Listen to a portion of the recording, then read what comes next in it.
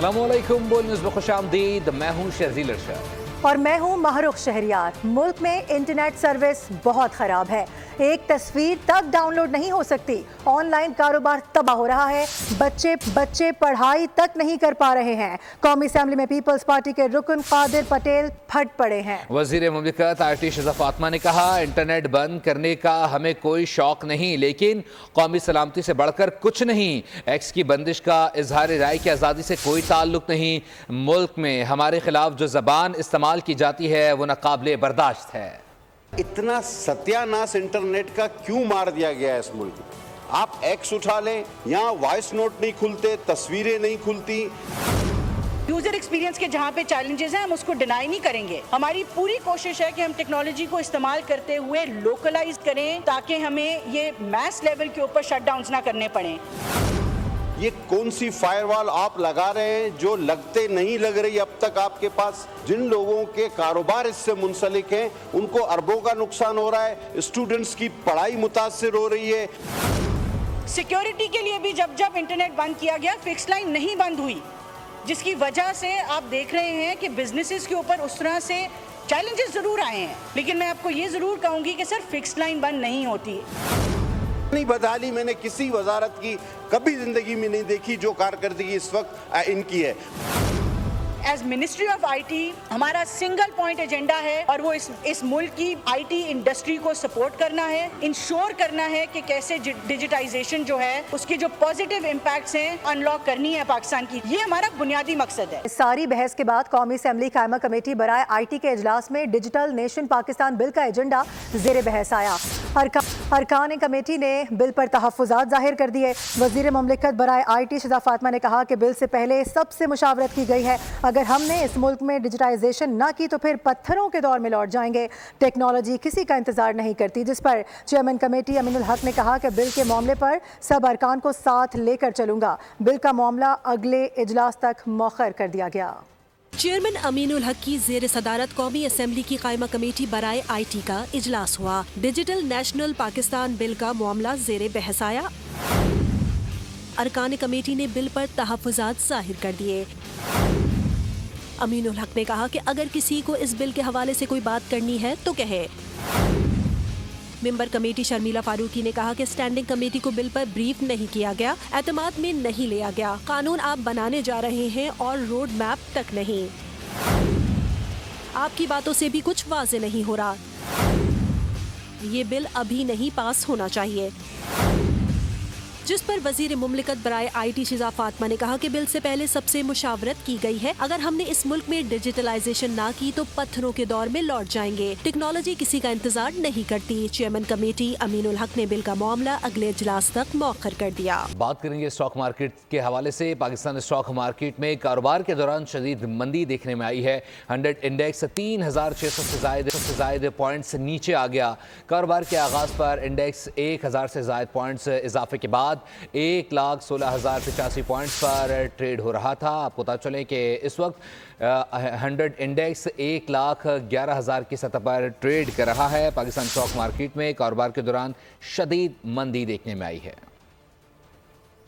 अच्छी खबरें मौसूल होना शुरू हो गई हैं। हुकूमत ने अपोजिशन से बात करने के मुस्बत इशारे दे दिए हैं, मगर साथ ही संजीदगी का तकाजा कर दिया गया है। स्पीकर कौमी असेंबली सरदार अयाज सादिक ने पेशकश कर दी है कि हुकूमत अपोजिशन मुज़ाकरात में भरपूर किरदार अदा करने के लिए तैयार है। नून लीग के सीनियर रहनुमा इरफान सिद्दीकी कहते हैं कि अपोजिशन हुकूमत से पहले अडियाला जेल में बैठे शख्स से मुज़ाकरात करे।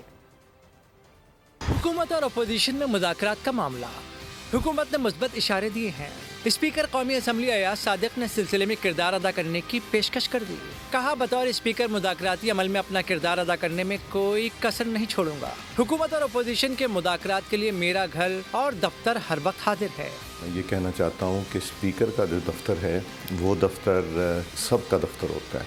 स्पीकर का घर है वो सबका ट्रेजरी और अपोजिशन का होता है। स्पीकर के दरवाजे हर वक्त अपने मेंबरान के लिए खुले होते हैं और मुज़ाकरात की बात करना चाहें, मिल बैठ के तलखी ख़त्म करने की बात करना चाहें, मैं اس میں انشاءاللہ کوئی کمی نہیں آنے دوں. نون لیگ کے سینئر رہنما عرفان صدیقی نے اپوزیشن سے مذاکرات کے لیے سنجیدگی دکھانے کا تقاضا کر دیا. کہا کہ حکومت سے مذاکرات کرنے سے پہلے اپوزیشن کی 7 رکنی مذاکراتی کمیٹی اڈیالہ جیل میں بیٹھے شخص سے مذاکرات کرے.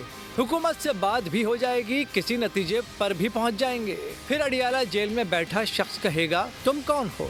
ضرورت ہم سے مذاکرات کرنے سے پہلے یہ ہے کہ وہ خان صاحب سے مذاکرات کریں, انہیں قائل کریں کہ اب کیا کرنا ہے, ورنہ ہوگا یہ کہ وہ آئیں گے, بات چیت کریں گے, مصالحت بھی ہو جائے گی, ہم ان کی بات مان جائیں گے, وہ ہماری بات مان جائیں گے, لیکن جب وہ اڈیالہ جائیں گے تو کہیں گے تم کون ہو بھائی, میں یہ بات نہیں مانتا. عرفان صدیقی نے کہا معاملات ایسے نہیں چلتے.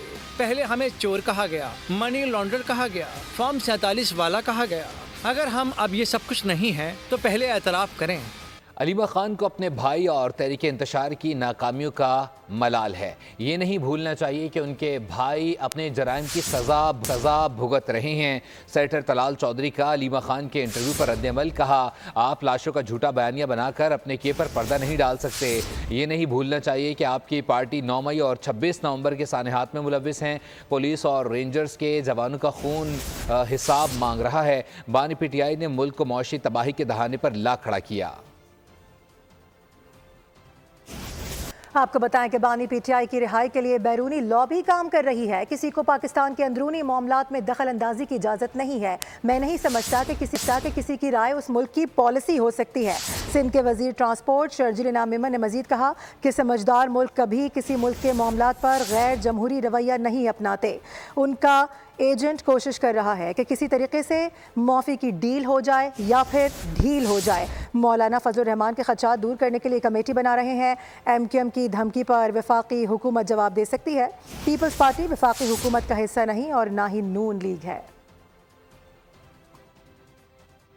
لابیسٹ ہی کام کر رہے ہیں جو کہ انٹرنیشنل لابنگ کام کر رہی ہیں. ان کی کوشش یہی ہے کہ وہ کسی صورت میں اپنے اس ایجنٹ کو یہاں سے پنجرے سے باہر نکالیں. جہاں تک ایم کیو ایم کی دھمکی کی بات ہے, ایم کیو ایم کی دھمکی وفاقی حکومت میں وفاقی حکومت کو دے رہی ہیں, تو وفاقی حکومت جواب دے سکتی ہے.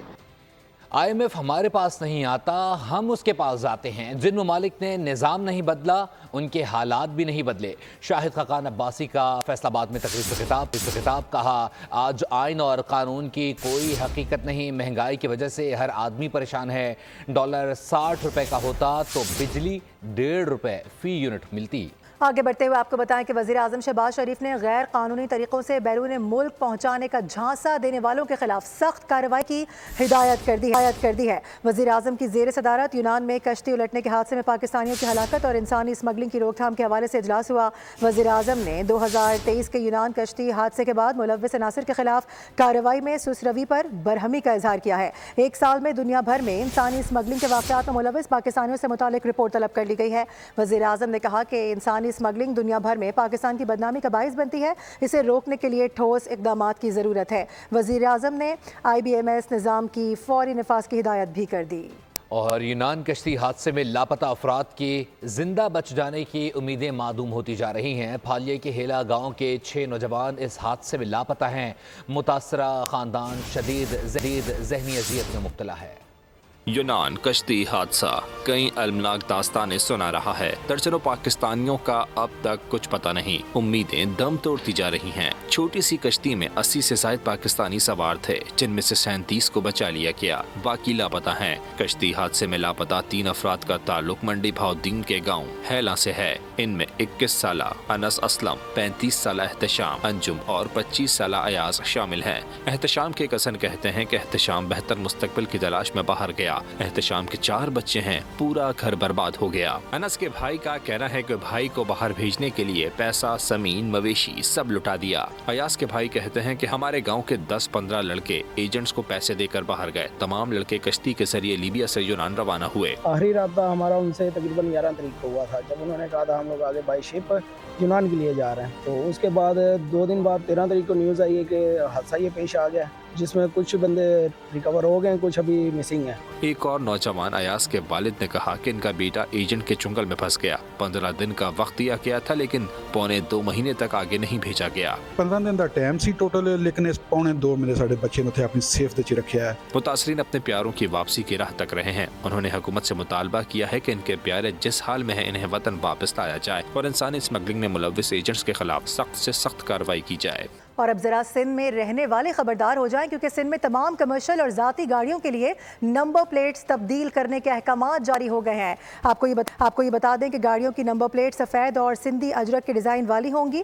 حکومت نے 3 اپریل 2025 تک مہلت دے دی ہے. اس کے بعد پیلی اور کالی نمبر پلیٹ والی گاڑیوں کے خلاف کارروائی کا باقاعدہ آغاز کر دیا جائے گا. محکمہ ایکسائز کا کہنا ہے کہ 3 اپریل 2025 کے بعد نمبر پلیٹ تبدیل کرنے والوں کے خلاف کارروائی ہوگی. اور اب بات کریں گے لوڈ شیڈنگ سے متعلق. کراچی کے شہری موسم سرما میں بھی بجلی کی بدترین لوڈ شیڈنگ کا شکار ہیں. شہر کے مختلف علاقوں میں صبح سے بجلی غائب ہے. متاثرہ علاقوں میں بھی بجلی کی لوڈ شیڈنگ کی جا رہی ہے. متاثرہ علاقوں میں Jahangir road, PIB colony, Bahadurabad, سبزی منڈی, لیاقت آباد سمیت متعدد علاقوں میں بجلی غائب ہے. آپ کو اپڈیٹ کریں, کراچی کے مختلف علاقوں میں صبح سے ہی بجلی کی لوڈ شیڈنگ کا سلسلہ جاری ہے. متاثرہ علاقوں میں بھی اب بجلی کی لوڈ شیڈنگ کی جا رہی ہے. متاثرہ علاقوں میں Jahangir road, PIB colony, Bahadurabad, سبزی منڈی, لیاقت آباد سمیت متعدد علاقے شامل ہیں. افسوسناک خبر آ رہی ہے, کراچی میں دندناتے ڈمپر موت کا سبب بننے لگے ہیں. ایک اور ڈمپر نے موٹر سائیکل سوار کو کچل ڈالا ہے. حادثے میں موٹر سائیکل سوار جام بحق ہو گیا ہے. ذرائع کے مطابق واقعہ نیٹی جٹی ICI چوک پر پیش آیا ہے. مزید جان لیتے ہیں خرم گلزار سے. خرم, اپڈیٹ کیجیے گا. جی بالکل, شہر میں ہیوی ٹریفک شہریوں کی جانیں لینے لگا ہے. آج بھی 2 ٹریفک حادثات ہوئے ہیں جس میں ایک ٹرک اور ایک ڈمپر کی ٹکر سے ایک معصوم بچے سمیت 2 افراد جاں بحق ہو چکے ہیں.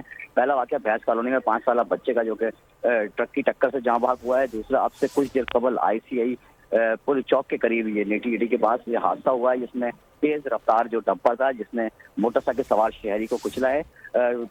ڈمپر کے پچھلے ویل میں آ کے شہری جو ہے وہ کچلنے سے موقع پر ہی جاں بحق ہو گیا ہے. جبکہ دسمبر کی بات کریں تو 70 افراد ہیں سے زائد افراد ہیں جو کہ ٹریفک حادثات میں اب تک جاں بحق ہو چکے ہیں اور 500 سے زائد زخمی شہر کے مختلف جو سرکاری اسپتال ہیں وہاں منتقل کیے گئے ہیں. رواں سال میں اب تک ٹریفک حادثات میں ہلاکتوں کی تعداد جو ہے وہ 750 سے زائد ہو گئی, جبکہ 8000 کے قریب ٹریفک حادثات میں شہری زخمی ہو چکے ہیں.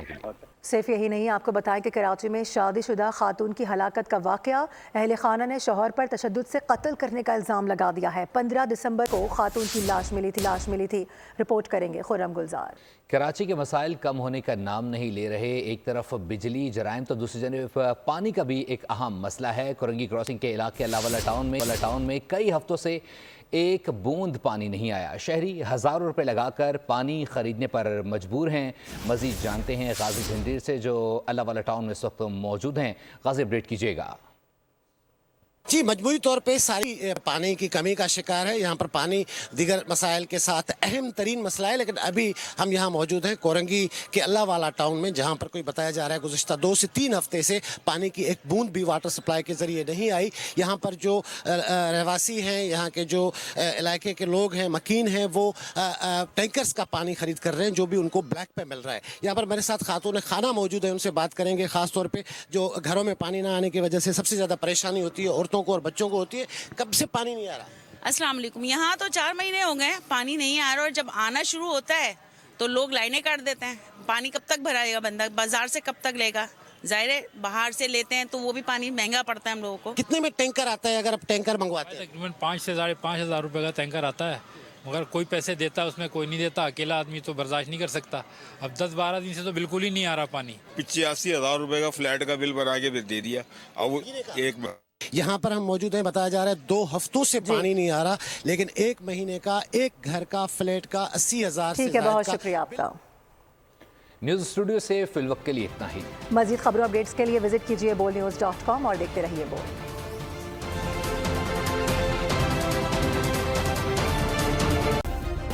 سبسکرائب کریں اور بیل دبائیں تاکہ کوئی خبر رہ نہ جائے.